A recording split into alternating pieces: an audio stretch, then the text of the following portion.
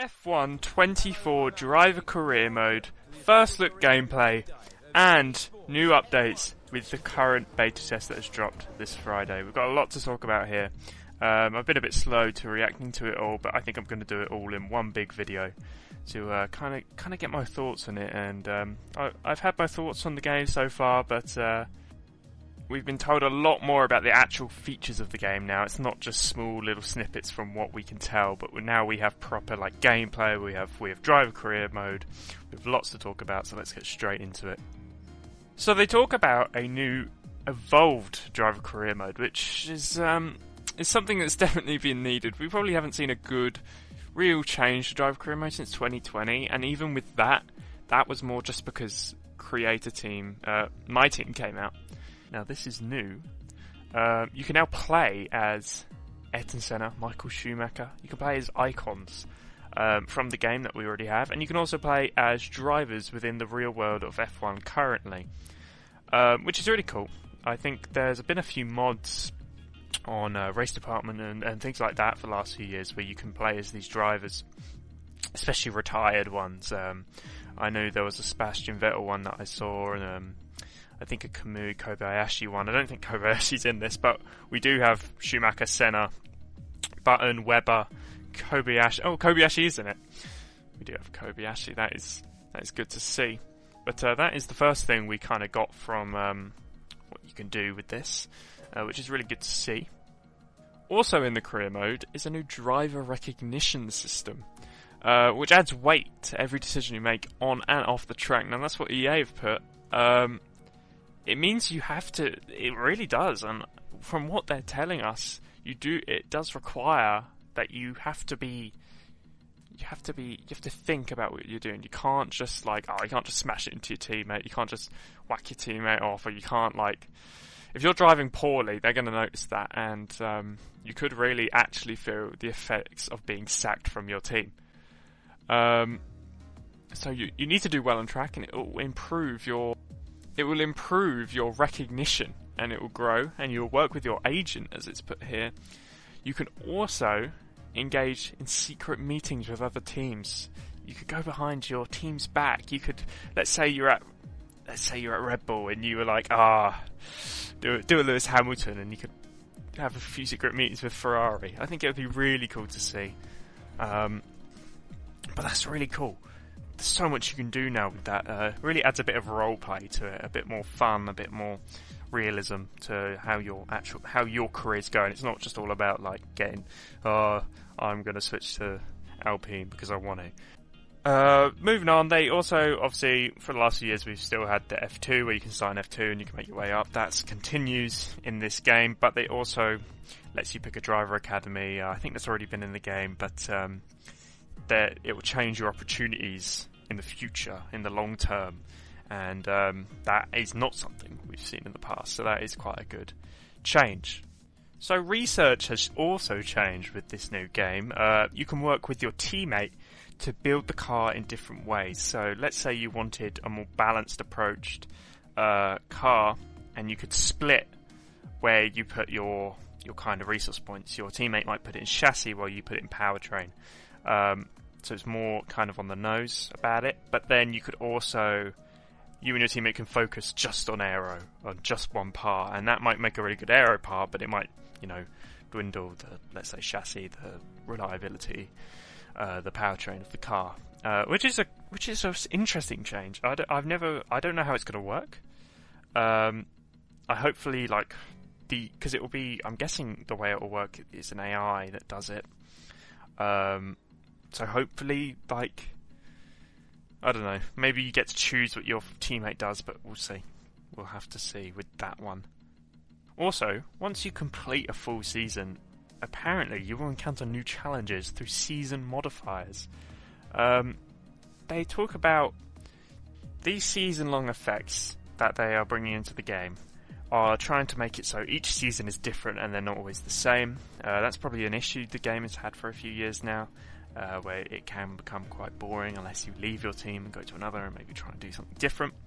But now you can have things like high inflation, powertrain only, aero only, chassis only, durability only, chip shortage, minor upgrades only, balancing out the field, and endless resources. Now that's a lot.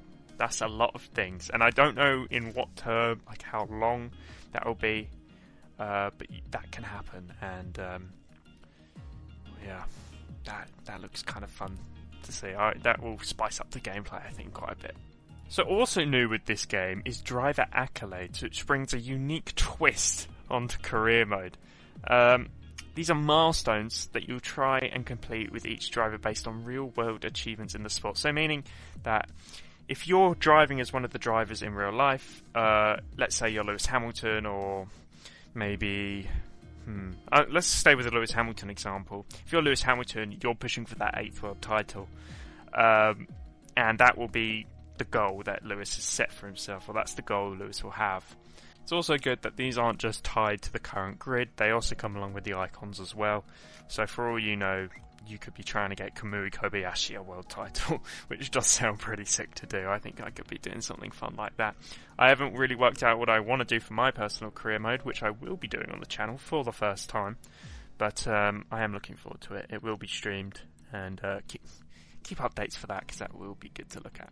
Two-player career mode is pretty much everything that Driver career mode has, and it's just in two-player. So you can, it's everything you've ever wanted. You can play as the current drivers, icon drivers, or your custom drivers, just like Driver career mode. And you can use it says here, you can use the reworked contract system to your advantage and attend synchro meetings without your friend knowing. Now that does sound a little bit of fun. I don't know if I'll be doing it. I need to find someone who will actually do it with me. But maybe that might be on the channel for me as well. They've also added Challenge Career, which is a whole new separate career mode kind of thing. It's kind of featuring shorter, bite-sized scenarios that change throughout the year. In Challenge Career, you're put in the shoes of an existing driver and team, with events that are identical for all players. Completing them will earn you points and a spot on the global leaderboard. So everyone is on a leaderboard for this, and I think this is actually a really good idea. I think they tried this with F1 Life and F1 World. We didn't really get what we wanted, and no one really stuck to it. But if they do this correctly, I think we will see quite a good piece of fun, and it kind of adds to the competitiveness of leaderboards. And I think with time trial, you have quite competitiveness. Everyone's trying to get above each other, and I think you might see this with this, because then it's more about race pace, not just about the pace that you can get.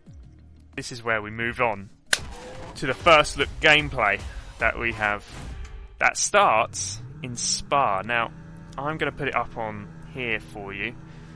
With the fire lights are out now, but here we are at Spa. Spa has had lots of changes for this game. We are here in cockpit cam with, I think it is Lando Norris, in the rain.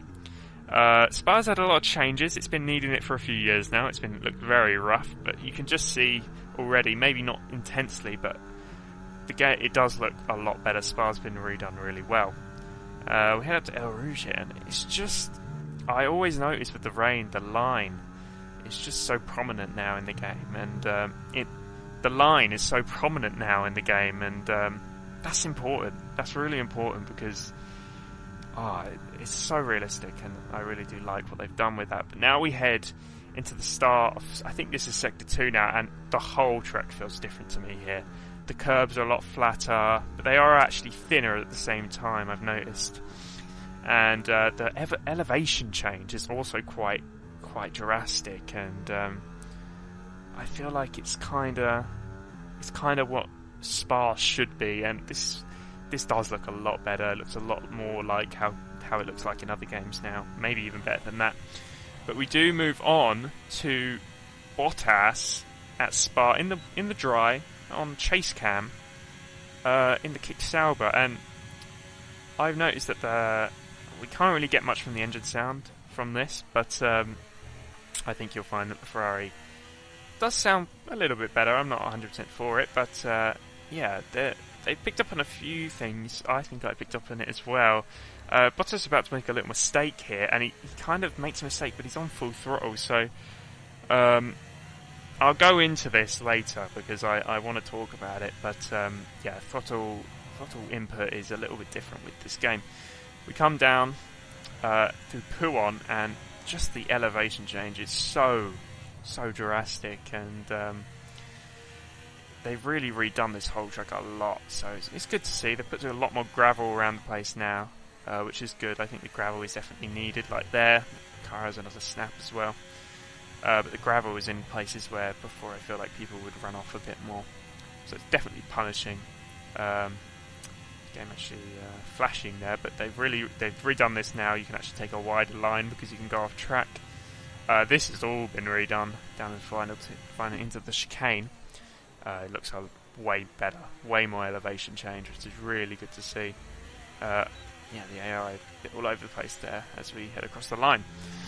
We come to Monaco in the wet. I'm guessing this is with Max Verstappen, but I'm not 100% sure. Not much to pick up with Monaco. The only thing that I've seen really is that there's a lot more sponsors around. I don't know if it would be distracting. To be honest, I don't really care that much, but I guess that's how it would be in real life. There's way more sponsors now than there was before, and yeah, I guess the most prominent thing with this what we're seeing now is the line and how evident it is when you're offline and online. But yeah, I'm not seeing much, to be honest with you. We're just seeing Max Verstappen drive around in a Red Bull at Monaco. Like, it's very casual. Don't see throttle input. Well, you do see a bit of it, but it's not. It's hard to tell from this position.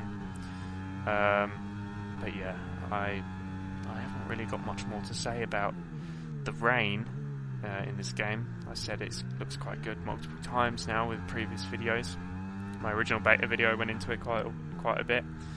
But yeah, we're still in Monaco, and we're on the nose cam, I think it's called, with Piastri in the McLaren. Now, there is a small thing that I have actually picked up on with this new game, and we'll talk about this a bit more because with the second beta starting today, I've got a bit to talk about with it, but the game does genuinely, in the dry at least, it does feel a lot faster. And I'm not like saying it's the worst thing in the world, but it's definitely, I don't know, I think we should be sticking to proper times, and I feel like this could be abused, and we're going to see some unrealistic times with the cars, which I'm not a big fan of, but game looks good. I wouldn't say there's much graphical change. The only thing I could say is that the tyres, like the colour, like the red and the whites and the yellow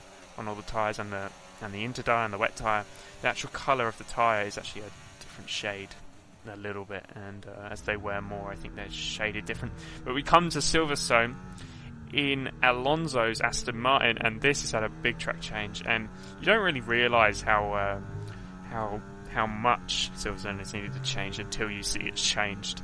The elevation here has completely changed, and yeah, like in a sense it doesn't feel different, but it does. And I didn't even know Silverstone had this much elevation, but now I'm seeing it, I'm like, damn, yeah, this is how it should be, and it's a really good change. Silverstone needed it, I think.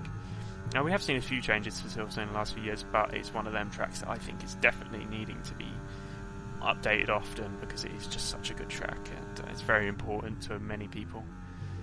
Yeah, but the elevation here is quite evident. The track feels a lot different. I guess the bumps are going to be quite influential as well. How the corners are profiled, I think that corner's a little bit different. As we come on finally to a T-Cam video, footage, of Albon, and you can actually see the camera shake around a little bit. I think that's just because they have the camera shake on. But as you can see, I think the curbs are a lot more like kind of pushy and persuasive. Not pushy and persuasive, sorry. I think the curbs are a lot more they're a lot more kind of flat and easy to run, and I think we'll see that quite a bit with this. But the bumps, I've actually noticed as we drive on board with Albon here, they're quite evident, and I think they're just showing that they've really done this track good, given it quite what it needs. And yeah, that's what I got to say with this. Cars look good, to be honest. They have not been shown in the beta as of yet, so I know they were added to the 23 game recently with those who pre-ordered the new 24 game, which we've never seen before, to be honest. We've got all of them minus the Ferrari, so it's cool, but that's about it. The only other thing is that the tyre temperatures change. You can see in the bottom right, change drastically throughout a lap, almost by like 10 degrees on different tyres. So yeah, that's all I can really think about. We're back in cockpit cam here on the Haas. Another thing I'd like to talk about is the ERS percentage. You can see here that overtake drains it significantly quickly, and that's something I want to talk about with the current beta that's out at the moment, and my issues with it. I think I have had to say with it at the moment. But you can also see here, well, I've completely blanked it, but that the whole guitar track has had updates, and it does look a lot more kind of vibrant now. I don't think the track's actually changed in any way. They've just added a lot more kind of lights and trees and colour to the game, and that's quite good. We're on board with the Ferrari now. Ferrari's actually got changed. I think they've changed the engine a bit. I'm not that much, I don't think, but it's definitely there. It's evident. But once again, we get to see all of the change of the track, and yeah, I think it's really well done. I've actually noticed they pushed this wall back here. You see on the right, and yeah, that's a change there. And also the pit lane has completely moved to the straight. But we do come onto this hot lap that that they have put on here, and the thing I wanted to talk. Okay, the thing I did want to talk about with the hot laps and time trial is that you can change throughout a lap. You can change from hot lap to overtake in a qualifying session. Now, in time trial before, we have never had it so you could change your ERS percentage. And I've noticed that at some tracks, hot lap is not the best one to run in all the time, and that you're switching between hot lap and overtake throughout your lap. So in time trial, are we going to get that? Are we going to get the change of hot lap and overtake in time trial? Or are we going to be limited to hot lap or overtake only? I don't know. I think that's something that we'll have to see. Time trial hasn't come out in the new beta, so we don't know that yet. We're on board with the Alpine. Yeah, that's about that. Back to, I think this is the Ferrari. Yeah, we're on board with the Ferrari. At China, we had China a couple of weeks ago in the real life world. I think they've made a few updates to this track. Definitely some things still the same. Maybe not intensely big changes, but maybe just a few tweaks here and there. But there is a big thing to talk about here. It's the tyres. Now, the tyres of Sainz's front left are absolutely demolished, whereas the rest of his tyres are fine. So that shows that if you're making mistakes, if you're making lockups on them fronts here, I'm just going to show him now. Look at that, 75%. Tyres are cold. If you make mistakes on that front left tyre, or any of your tyres really, you make lockups, you're really going to damage your tyres, and you've really got to restrain from doing that. And yeah, it's really slowed down Sainz here. As you can see, he's actually got a 3-second time penalty. He comes into the pits, botches it a bit, but we move on. But yeah, changing the tyres, I don't see much different in the pit lane. But yeah, that is quite the change. I think tyre temperatures are also quite different. I've already talked about it a little bit, but how the tyre temperatures increase depending on where you are on the track, they're a lot more evident now, and you can really overheat some of your tyres or cool some of your tyres. So I think there's going to be a lot of management on the tyres on this year's game. It's going to be quite tricky, I think. As Carlos comes out into turn 1, into sector 1 around China. You can see that evident. Look at that evident. 84. They're back towards each other now, but as they went through them corners, just 100 on that front left is absolutely insane compared to like 80 on that front right. And yeah, you can see it there. 75, F50. That's a crazy change. We're still on board with. We're actually on board with Hamilton here. This is actually the nose cam. What a dive bomb, by the way, from from Hamilton. But not much more to comment on here. I think we just move on from here because there's not much more gameplay I could see. We move on here to the RB of Daniel Ricciardo in the wet, and you can see the massive tank slapper that he has at the start there, and he's just getting gobbled up, and he's using all of his overtake down the straight, and you see how quickly it just drains. To anyone who hasn't seen the beta footage yet, or anything that's been leaked, yeah, it drains so quickly, and the AI are capitalising on that mistake there. And, oh damn, be a rough day for Daniel Ricciardo. Rain in China, but that's the end of the race for that one. Alonso takes fastest lap of the race, and you can actually hear. Good start. Obviously, I'll learn a bit from today, and yeah, we'll keep getting better. But not a bad first weekend. Congrats. So with that, you have driver radio calls at the end of races now, which is really cool. As is a lot more immersion. I've actually wanted that for a few years now, ever since the F1 Manager games put it in their games. I thought it might be a good idea to put it in, but even before that I thought it was quite a nice idea. But that's cool to see. That's really good. I like that. That's cool. I don't know how it's going to work with like the icon drivers and yourself. Yourself already has your own, so maybe that's probably where that's going to come from. But with the icons, I'm not too sure with that. And F2 drivers and stuff. So we'll see. But that is all for the gameplay that we had today. Now, finally, to wrap up this video, I want to talk about the beta. I've played a good maybe 2 hours of it today, and from what I can tell, there has been changes to the handling. I'm not to say that there hasn't. It definitely still feels similar. My issues are definitely still there. They're just not as prominent. My bigger issues were with ERS and lockups with the car. I think it's way too easy to lock up at the moment with these games. With this game, sorry. With the new in the beta, I really hope that is changed. The cars do feel a little too fast, in my opinion. And yeah, it just was a bit rough. Still, like as much as they said there was issues, I was kind of hopeful we'd get a different kind of vibe, but that's not really what I've got so far.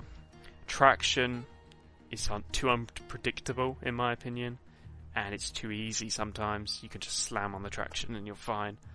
That's not really how a car works, so yeah, that wasn't really... well, it's not how an F1 car works, so that's not really what I was looking for. ERS, yeah, that just depletes ridiculously, and the AI are absolutely masters at managing it. So when they can... Like, I'm usually 110 on the game, depending on the track. But on this I was running 100 and I still had no pace, because they had so much more straight line speed. I'm not to say the AI are ready, because AI don't work like that, but I feel like this benefits the AI a lot more than it benefits us. So AI racing might be harder in this new game. I hadn't really noticed the tyres as much. They definitely do. The tyre temperatures are definitely different. They definitely fluctuate depending on where you are. You can have really hot, really hot rears or really hot fronts, depending on the corner. So that, I think that's a realistic change. But other than that, I was a little bit disappointed. We didn't get anything new. I'm not saying we need new things in the beta. We haven't been told to try anything new. There'll be another one in a few weeks' time. We'll keep playing it. But yeah. Setup, I've got a little bit better at. Setup is definitely crucial. I do like that a lot. That the setup is really important, and you need to get that right. But I do feel bad for newer players, because that makes it harder for them. Because setup is difficult to learn, and if you don't have the setup for you, then and you don't know how to do setups, then it's just going to be a rough ride all year, in my opinion. But other than that, that is all I've got for this video. Please leave your comments below. Leave a like, subscribe. Leave what you thought of the two trailers and what I've told you about the beta. Take it with a grain of salt, obviously, the beta knowledge that I've just told you, because it may not be what we're about to see with this new game. But I'm hopeful. I'm still hopeful. I'll keep playing the beta. I'll keep people posted. I might upload a few TikToks about it, a few posts on the community page, and we'll see. So anyway, thank you for watching, everyone, and see you soon.